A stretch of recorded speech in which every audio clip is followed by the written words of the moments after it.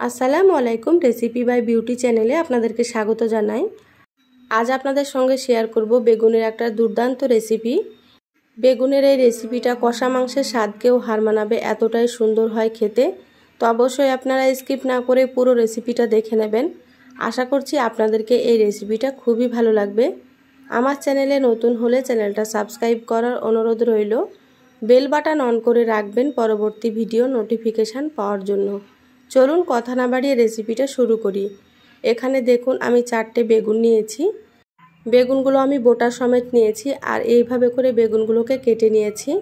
বেগুনগুলো এইভাবে 4 টুকরো করে কেটে তারপরে দেখে নিয়েছি ভেতরে কোনো পোকা আছে কি। এইভাবে করে বেগুন কেটে নিতে হবে, তাহলে মশলা ভালো মতো বেগুনের ভিতরে ঢুকে যাবে। আর ছোট সাইজের বেগুনগুলোকে নিতে হবে। এখানে দেখুন একটা টমেটো কেটে নিয়েছি। বেগুনগুলো খুব ভালোভাবে ধুয়ে পরিষ্কার করে নিয়েছি, তারপরে পানিটা ঝরিয়ে নিয়েছি। আর এখানে আমি আমার পরিমাণ মতো নিয়ে নিয়েছি, আপনারা আপনাদের পরিমাণ মতোই নিয়ে নেবেন। এবার টমেটোগুলো আমি অন্য প্লেটে রেখে দিচ্ছি।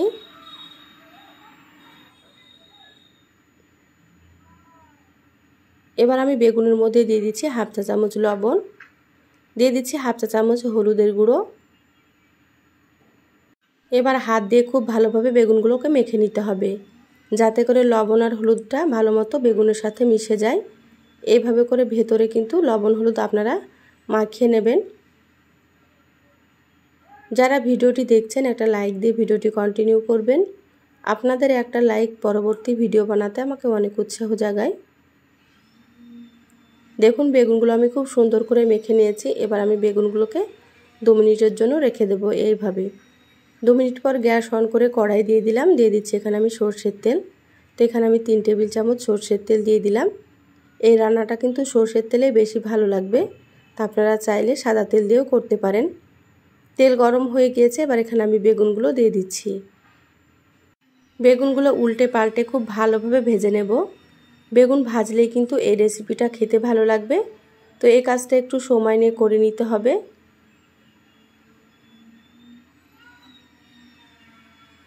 আমার চ্যানেলে আরও অনেক রেসিপি আছে, চাইলে আপনারা আমার রেসিপিগুলো দেখে আসতে পারেন।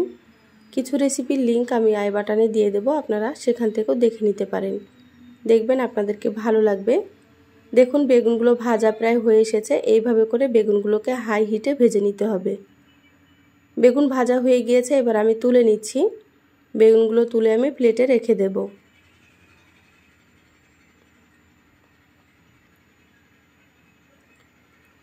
বেগুনগুলো তুলে নিয়েছি। ওই তেলের মধ্যে আমি দিয়ে দিচ্ছি হাফ চামচ কালো জিরা। কালো জিরা দিলে ফ্লেভারটা কিন্তু খুবই ভালো আসবে। আর দিয়ে দিলাম বড় সাইজের একটা পেঁয়াজ কুচি। পেঁয়াজগুলোকে একেবারে ছোট ছোট করে কুচি করে নিয়েছি, আপনারা হয়তো দেখেই বুঝতে পারছেন। এইভাবে করে আপনারা পেঁয়াজগুলো কেটে নেবেন। এবার নেড়ে চেড়ে পেঁয়াজগুলোকে লাল করে ভেজে নেব। দেখুন পেঁয়াজগুলো ভাজা হয়ে গিয়েছে, এইভাবে করেই ভেজে নিতে হবে। এবার আমি এখানে দিয়ে দিচ্ছি হাফ চা চামচ আদা বাটা আর দিয়ে দিচ্ছি হাফ চা চামচ রসুন বাটা। আদা রসুন ভেজে নেব কাঁচা গন্ধ চলে যাওয়া পর্যন্ত। এইভাবে করে 2 মিনিট ভেজে নিতে হবে, গ্যাসের আঁচটা মিডিয়ামে রেখে।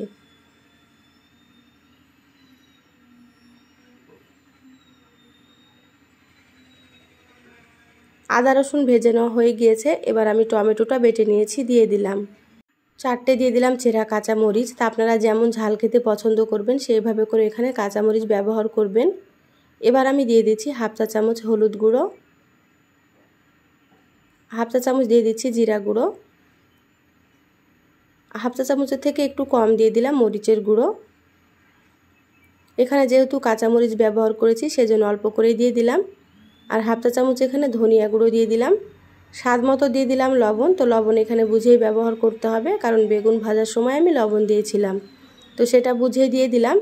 এবার নেড়ে চেড়ে মশলা খুব ভালোভাবে কষিয়ে নিতে হবে। মশলাটা যত ভালোভাবে কষানো হবে ততই কিন্তু এই রান্নাটা খেতে বেশি ভালো লাগবে।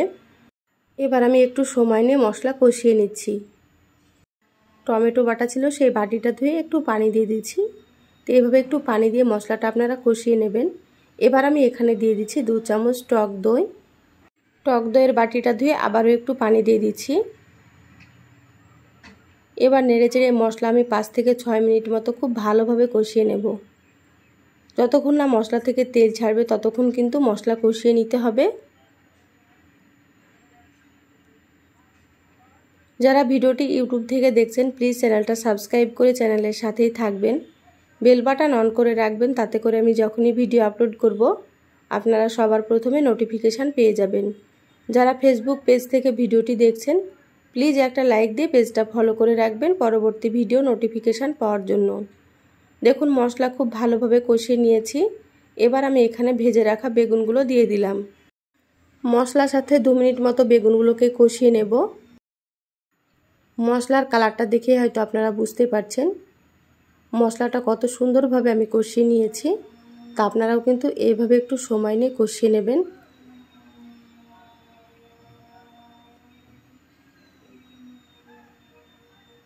দেখুন খুব ভালোভাবে কষিয়ে নিলাম। এবার আমি এখানে দিয়ে দিচ্ছি সেদ্ধ হওয়ার জন্য একটু পানি।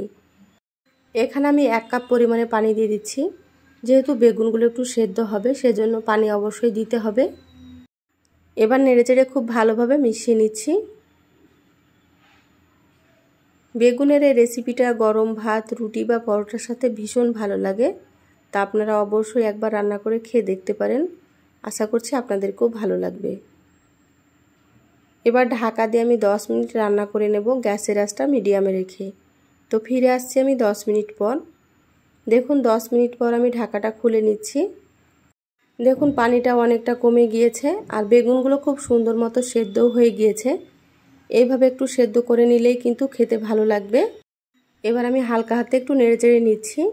এইভাবে একটু হালকা হাতে নেড়েচেড়ে নিতে হবে, না হলে বেগুনগুলো ভেঙে যাবে। এবার আমি এখানে দিয়ে দিচ্ছি সামান্য একটু গরম মশলার গুঁড়ো। গরম মশলাটা খুব ভালোভাবে মিশিয়ে নেব।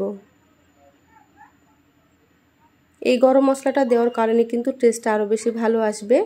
তো এই গরম মশলার রেসিপিটা আমার চ্যানেলে দেওয়া আছে, আপনারা চাইলে দেখে নিতে পারেন।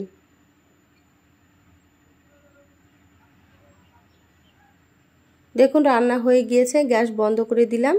ঢাকা দিয়ে 5 মিনিট রেখে দেবো, তারপরে আপনাদেরকে সার্ভ করে নিয়ে দেখাচ্ছি। দেখুন 5 মিনিট পর প্লেটে সার্ভ করে নিয়েছি। আর কালারটা দেখে হয়তো বুঝতে পারছেন বেগুনের এই রেসিপিটা কতটা সুন্দর হয়েছে। গরম ভাত, রুটি বা পরোটার সাথে একেবারে জমে যাবে। তো অবশ্যই একবার রান্না করে আপনারা খেয়ে দেখবেন, বাড়ির ছোট থেকে বড় সকলেই খুবই পছন্দ করবে। তা আমার এই বেগুনের রেসিপিটা আপনাদেরকে কেমন লাগলো অবশ্যই চ্যানেলের কমেন্ট বক্সে কমেন্ট করে জানাবেন। ভালো লাগলে একটা লাইক দিয়ে যতটা সম্ভব আপনারা ভিডিওটা শেয়ার করে দিবেন। সবাই ভালো থাকবেন, সুস্থ থাকবেন। ফিরে আসবো আবারও কোনো নতুন রেসিপি নিয়ে। ধন্যবাদ সবাইকে। আল্লাহ হাফেজ।